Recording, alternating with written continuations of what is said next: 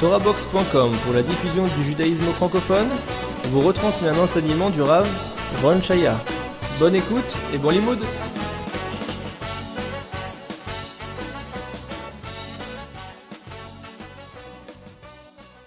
Donc la question était posée, est-ce qu'on a le droit de porter en Israël s'il y a un hérouv? On va le porter en Israël, dans les villes dans lesquelles il y a un hérouv. Qu'est-ce que c'est qu'un hérouv? Bon, on va expliquer. Il y a plusieurs notions élémentaires qu'il faut savoir. Donc d'abord, la Torah, dans les 39 travaux de Shabbat, il y a ce qu'on appelle travaux, un des interdits, qui est peut-être le plus dur à motiver au niveau des motivations, d'accord, à expliquer. Mais néanmoins, la Torah interdit de porter 4 amot, c'est-à-dire 4 coudées. Une coudée fait environ 49 cm, c'est-à-dire que donc, en gros, on n'a pas le droit de porter un objet à l'extérieur plus de 2 mètres. C'est interdit par la Torah, c'est comme allumer la lumière Shabbat. Ou allumer le feu Shabbat, ça revient au même exactement. À la condition que ce soit un domaine public. Qu'est-ce qu'un domaine public? Alors il y a 2 domaines de la Torah. Le domaine privé, domaine public. Reshut HaYachid, domaine privé. Reshut HaRabim, domaine public. Reshut HaYachid, c'est très simple.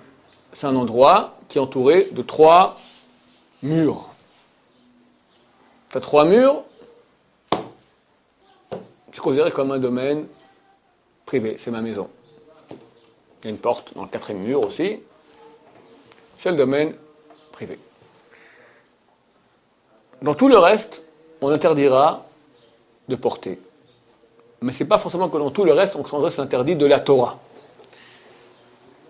Il y aura des interdictions d'Erabanan et des interdictions, c'est-à-dire d'Erabanan, ça veut dire Moshe Rabbeinu et son Sanhedrin et son tribunal ont interdit cela. Et il y a un domaine qui est interdit par la Torah elle-même écrite noir sur blanc, c'est le domaine public. Le domaine qui est interdit des Rabbanan, on appelle cela Reshut HaRabim des Rabbanan. Un Reshut HaRabim, un domaine public des Rabbanan, s'appelle Carmélite. Carmélite. On peut dire en gros que tous les endroits qui sont à l'extérieur de chez nous, la maison, sont considérés comme carmélites. Et là-bas, il est interdit de porter, mais si on porte, on n'a fait que, entre guillemets, c'est quand même interdit, c'est aussi grave que de manger un steak avec du gruyère dessus, d'accord, c'est interdit des Rabbanan, ou de la viande qui n'a pas été salée, interdit des Rabbanan, porter dans ce domaine-là, on fait l'interdit des Rabbanan Shabbat. Pour transgresser l'interdit de la Torah de porter à l'extérieur, il faut porter dans un domaine public de la Torah. Qu'est-ce que c'est? Là, il y a une grande discussion entre Maïmonide et Rashi. Auparavant, je vais expliquer au niveau du Hérouv. Le Hérouv, qu'est-ce que c'est? Un domaine public des Rabbanan, le Carmélite, qui est en gros ce qui se passe dans les villes. Ça dépend vers quel endroit. Mais en gros, un carmélite, si on l'entoure d'une muraille, on peut porter dedans. Mais ce n'est pas mon domaine privé à moi, c'est un domaine public. Mais ce n'est pas le vrai domaine public dont la Torah a parlé qu'elle a interdit, c'est le domaine public des Rabbanan. Alors il y a une combine, pas une combine, il y a une autorisation, c'est entouré d'une muraille. Et en plus, on va faire ce qu'on appelle un Shituf Mevohot ou un Hérouv Chatzerot. On va donner en cadeau, je peux donner en cadeau à quelqu'un une chose qui l'arrange, même sans qu'il sache. Je peux maintenant, voilà, il y a Rouven, et là il y a Shimon, et moi je dis, tiens Shimon, prends cette chose-là en cadeau pour Rouven. Dès que Shimon a pris cette chose-là, elle appartient à Rouven. Je fais un kinyan, je dis, tiens, sois zoré fais un acte d'acquisition pour Rouven. Bien que Rouven n'est même pas au courant, ça lui appartient. Du moment que c'est une chose qui l'arrange. Je sais que ça l'arrange à Rouven. Si ça ne l'arrange pas, alors je ne peux pas, moi, maintenant, lui faire, deviens propriétaire de, je ne sais pas, moi, du sex shop à Tel Aviv. Rouven ne veut pas être propriétaire d'un sex shop, d'accord, c'est pas ce qu'il veut. Donc là, je ne peux pas. Moi, je suis propriétaire et je donne en cadeau à Rouven. Ça ne va pas. Rouven est le grand rabbin d'Israël. Après, je fais des grands articles dans les journaux. Regardez que le grand rabbin d'Israël, propriétaire du sex shop à Tel Aviv sur la Taïelette. D'accord? Ça, c'est interdit. Bon. Donc nous savons maintenant que Rouven, ça l'arrange de pouvoir porter à l'extérieur. Alors qu'est-ce qu'on doit faire? 2 choses. Mettre une muraille et faire en sorte comme si tous ceux qui sont à l'intérieur de la muraille habitent le même endroit. Habiter, c'est quoi? C'est manger.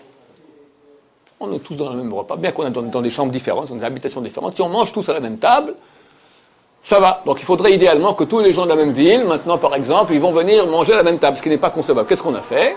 On va dire qu'on a ici un repas, il faut une quantité de repas suffisamment conséquente, c'est pas énormément non plus, et on dit ça appartient maintenant à tous les habitants de la ville. Ça s'appelle si c'est dans un khatser, dans un khatser, comment on appelle ça, une cour où il y a plusieurs bâtiments, alors tous les habitants de la cour. Si c'est plus, c'est déjà une rue dans laquelle il y a plusieurs khatserot, plusieurs cours, c'est une rue entière. Et c'est le cas d'une ville, on fait ce qu'on appelle un shitouf mevohot. On dit officiellement, nous sommes en communauté. Et il y a ici un tonneau de vin, ou du pain, ou beaucoup de gâteaux, d'accord, qui appartiennent à toute la ville. Comment on fait pour que ça appartienne à toute la ville? Je prends maintenant mon tonneau de vin et je dis à Shimon, tiens Shimon, sois zoché, fais un acte d'acquisition de ce tonneau de vin pour toute la ville. Et vu que toute la ville maintenant est devenue propriétaire commune de ce tonneau de vin, c'est comme si tous habitent à l'endroit où le tonneau de vin est là. D'accord? C'est pour dire que c'est quand même un peu différent. Donc il faut ces deux choses-là. Une muraille et donner 100 cadeaux. Donner 100 cadeaux, c'est pas un problème. Tu vas un beau jour, on fait ça avec la matzah d'habitude, parce que la matzah elle se conserve d'année en année. Là, après Pessah, tu prends ton paquet de matzot, tu dis voilà, ça appartient. Le Rav, il fait comme ça pour toute la ville. Il dit ce paquet de matzot, tiens, fais un acte d'acquisition pour toute la ville, hop, il devient propriété de toute la ville. Ce qu'il faut, c'est mettre une muraille. Va mettre une muraille autour d'une ville. C'est compliqué. Alors il y a un autre din de la Torah. Et ce din, il est valable à 1000%. Une ouverture, si elle est entourée de deux poteaux, et ce qu'on appelle un linteau, poteau c'est sur les côtés, on appelle ça mezuzot en hébreu, et un linteau en hébreu, mashkof, on considère que cela comme une ouverture qui est dans un mur, c'est comme si c'est fermé en vrai. Que la porte soit ouverte ou que la porte soit fermée, du moment que j'ai maintenant ce qu'on appelle tsurat ha-petach. Tsurat ha-petach, littéralement en hébreu, une forme d'ouverture. Une ouverture, une forme d'ouverture. C'est quoi? Deux mezuzot, deux poteaux, et dessus, un linteau. Comme on fait dans nos maisons. Quelqu'un, quand il construit une maison, maintenant, alors il a un mur, il a deux murs, et maintenant il veut faire ici un mur avec une ouverture. Alors il met ici deux pans de mur, là c'est encore ouvert. Qu'est-ce qu'il va faire? Il va mettre une mezouza, deux poteaux, il va mettre encore un linteau. Ça crée une porte. Cette porte-là, cette ouverture-là, elle a un statut de mur fermé. Ça veut dire, par exemple, on n'a pas le droit de prier dans les toilettes, n'est-ce pas? C'est interdit.